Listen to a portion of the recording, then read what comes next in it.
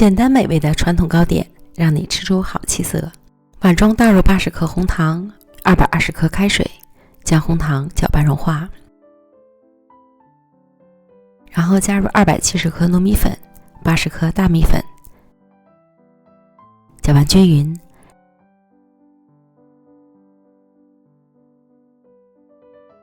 成为较浓稠的面糊，再加入70克熟的核桃仁拌匀，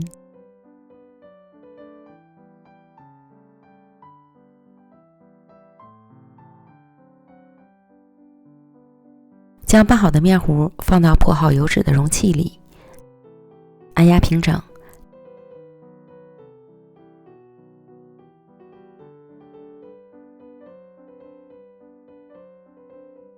凉水上锅蒸，水烧开后计时蒸30分钟。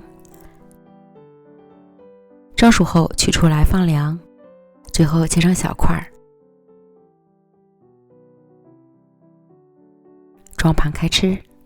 软糯筋道的红糖核桃糯米糕，红糖的香气十分浓郁，甜度也刚刚好，还有香香的核桃仁，吃起来真是越嚼越香。简单好做还好吃，营养美味又劲脑，喜欢的朋友赶快试试吧。美食天天更新，咱们明天见，拜拜。